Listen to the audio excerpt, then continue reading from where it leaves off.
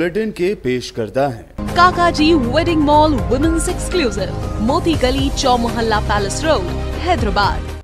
अस्सलाम वालेकुम, आदाब। मैं हूं फरहाद और आप देख रहे हैं BBN न्यूज। बुलेटिन की शुरुआत करते हैं और सबसे पहले देखते हैं हेडलाइंस। कांग्रेस का मोदी सरकार पर अब तक का सबसे बड़ा इल्जाम। कोरोना के नाम पर बनाए गए PM केयर फंड में चीनी कंपनियों ने दिया था 10,000 करोड़ का डोनेशन।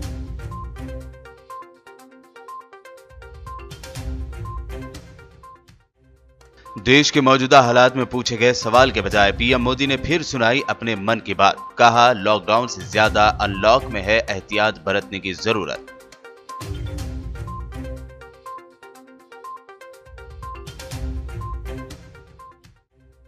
तेलंगाना में तेजी से बढ़ रहा है कोरोना का ग्राफ। कोरोना के फैलाव और इक़दामात का जायजा लेने के लिए मरकजी टीम का शुरू हो रहा है तेलंगाना दौरा।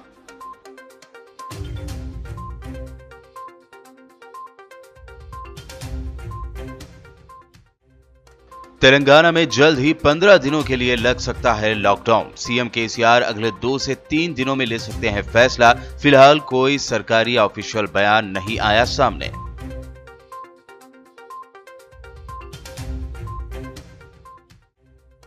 तेलंगाना पुलिस एकेडमी में कोरोना ने मचाया कहर। एकेडमी के 124 एहलकार हुए कोरोना के शिकार। ट्रेनिंग ले रहे अफसरों में फैली दहशत।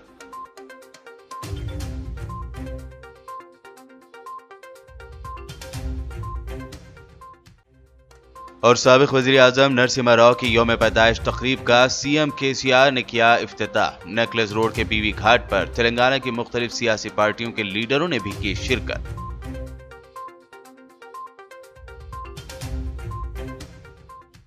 और पेश है खबरों की तफसील।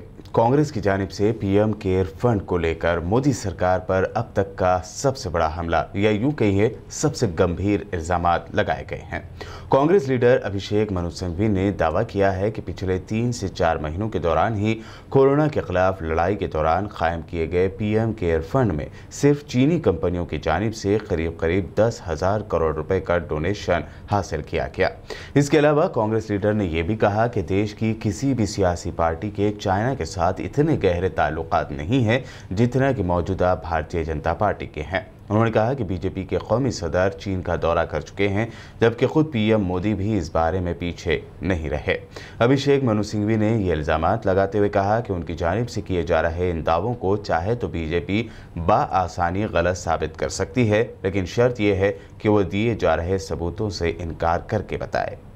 इस संदर्भ में बहुत महत्वपूर्ण प्रश्न ये उठता है कि आपने कोविड के नाम पर एक नया फाउंडेशन ट्रस्ट फॉर्म बनाया। अब ये सर्वविदित है कि ये नया है, ये ऑफिशियल CAG द्वारा ऑडिट नहीं होता है। ये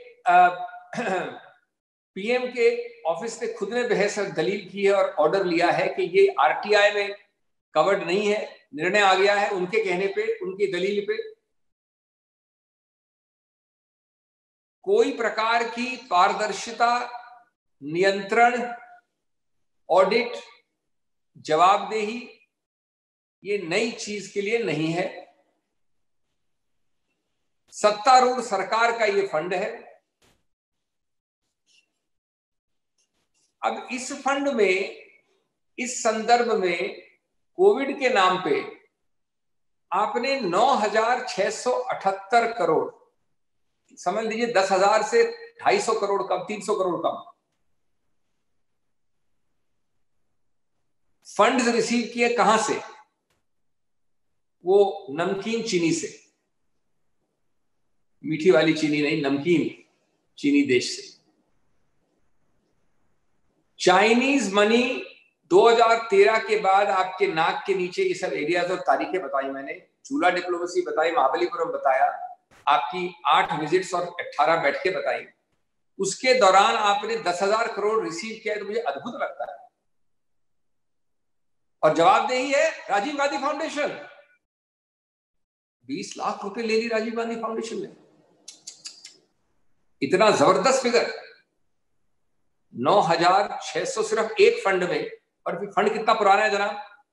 ये कितना पुराना फंड है? कोविड कब हुआ था? ये तो अभी जन्मा है फंड, ये तो शिशु है। उसमें अगर अभी 10,000 करोड़ है और हम आपको ये नहीं बताते तो इसमें 6 महीने बाद क्या फिगर होता तो आप देख लेते। अपने हफ्तावारी प्रोग्राम मन की बात में फिर एक मर्तबा वज़ीर-ए-आज़म मोदी ने कई सवालों के जवाब देने के बजाय अपने ही मन की बात सुनाई। पीएम मोदी ने मन की बात प्रोग्राम में लॉकडाउन से ज्यादा अनलॉक में एहतियात बरतने की लोगों से अपील की। मेरे प्यारे देशवासियों, कोरोना के संकट काल में देश लॉकडाउन से बाहर निकल आया है। अब हम अनलॉक के दौर में हैं। अनलॉक के इस समय में दो बातों पर बहुत फोकस करना है: कोरोना को हराना और अर्थव्यवस्था को मजबूत बनाना, उसे ताकत देना। साथियों, लॉकडाउन से ज्यादा सतर्कता हमें अनलॉक के दौरान बरतनी है। आपकी सतर्कता ही आपको कोरोना से बचाएगी। इस बात को हमेशा याद रखिए कि अगर आप मास्क नहीं पहनते हैं, 2 गज की दूरी का पालन नहीं करते हैं या फिर दूसरी जरूरी सावधानियां नहीं बरतते हैं, तो आप अपने साथ साथ दूसरों को भी जोखिम में डाल रहे हैं, खास तौर पर घर के बच्चों और बुजुर्गों को। इसीलिए सभी देशवासियों से मेरा निवेदन है, और ये निवेदन मैं बार बार करता हूं, और मेरा निवेदन है कि आप लापरवाही मत बरतिए, अपना भी ख्याल रखिए और दूसरों का भी। मुल्क में तेजी से बढ़ रहे कोरोना केसेस और इसके फैलाव के ज़िम्मन में मरकजी हुकूमत की जानिब से तैयार की गई सेंट्रल टीम जल्द ही तेलंगाना का दौरा करेगी। तेलंगाना में मरकजी टीम के दौरे के शेड्यूल को हतमी शक्ल भी दे दी गई है। सेंट्रल टीम का ये वफद कौमी दारुल हुकूमत नई दिल्ली से रियासती दारुल हुकूमत हैदराबाद पहुंचेगा।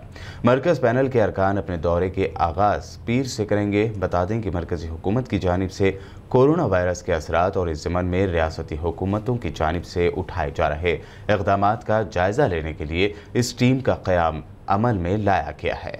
क्या तेलंगाना में दोबारा लग सकता है लॉकडाउन? इस बारे में जारी क़यास आराइयों के दरमियान मीडिया में ऐसी खबरें आ रही हैं कि आइंदा 2 से 3 दिनों में सीएम केसीआर जल्द ही इस पर फैसला ले सकते हैं। खबर है कि सीएम केसीआर ने तेलंगाना खासकर जीएचएमसी लिमिट्स में कोरोना के तेजी से फैलाव और बढ़ती तशवीशनाक सूरत हाल के पेश नज़र प्रगति भवन में हाई लेवल मीटिंग ली। गैर मुसद्दक़ा ज़राए के मुताबिक इस मीटिंग में जीएचएमसी में 15 दिनों के लॉकडाउन के बारे में बातचीत की गई और दोबारा लॉकडाउन लगाने के इम्कानात पर गौर भी किया गया। तेलंगाना टुडे वेबसाइट के मुताबिक सीएम केसीआर ने बताया है कि कोरोना के शिद्दत से फैलाव के बावजूद आवाम से खौफजदा ना होने की उन्होंने अपील की है।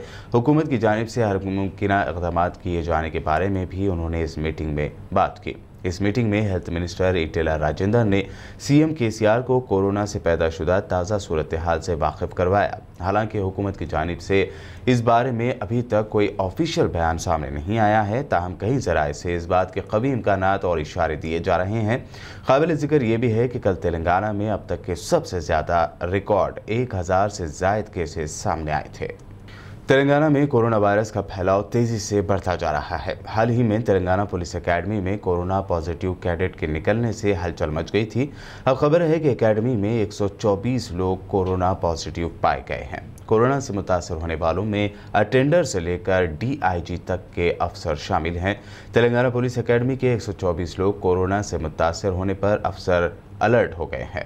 मुतासरा लोगों को आइसोलेशन में भेजा गया है। फिलहाल एकेडमी में 1900 जवान ट्रेनिंग ले रहे हैं। जल्द ही इन सभी का भी कोरोना टेस्ट किया जाएगा। ये भी बता दें कि इससे पहले एकेडमी में पता चला था कि खाना बनाने वाले एक शख्स का कोरोना टेस्ट पॉजिटिव आया है, जिसके बाद एकेडमी में एक कैडेट के भी कोरोना पॉजिटिव होने की खबर सामने आई थी। साबिक वज़ीर-ए-आज़म नरसिम्हा राव की यौम पैदाइश तकारीब का आगाज़ हैदराबाद के हुसैन सागर के किनारे वाक़े नेकलेस रोड के पीवी घाट पर हुआ। तेलंगाना हुकूमत ने साल भर प्रोग्राम मुनक़्क़द करने और सरगर्मियाँ अंजाम देने का फैसला किया है ताकि नरसिम्हा राव के कारनामों का एतराफ़ किया जा सके। वज़ीर आला के चंद्रशेखर राव, स्पीकर असम्बली पोचारम श्रीनिवास रेड्डी, सदर तेलंगाना प्रदेश कांग्रेस कमेटी उत्तम कुमार रेड्डी, नरसिम्हा राव के अरकान ख़ानदान और मुख्तलिफ शुबे हयात से ताल्लुक़ रखने वाली अहम शख्सियात ने इस तकरीब तकरीब में शिरकत की। इस प्रोग्राम से खिताब करते हुए सीएम केसीआर ने पीवी नरसिम्हा राव की खिदमत को याद करते हुए उन्हें खिराज भी पेश किया। सीएम केसीआर ने नरसिम्हा राव को बताया 360 डिग्री वाली शख्सियत। जीएचएमसी कमिश्नर लोकेश कुमार ने आज former prime minister Narasimha Rao की जयंती के मौके पर उन्हें खिराज पेश किया। जीएचएमसी ऑफिस में लोकेश कुमार के हमरा दिगर सरकारी अफसरों ने नरसिम्हा राव की तस्वीर पर गुलहाए अक़ीदत पेश करते हुए उन्हें खिराज पेश किया। इस मौके पर उन्होंने नरसिम्हा राव की जानिब से मुल्क के लिए की गई खिदमत को याद किया। बुलेटिन में वक्त हुआ है एक शॉर्ट ब्रेक का।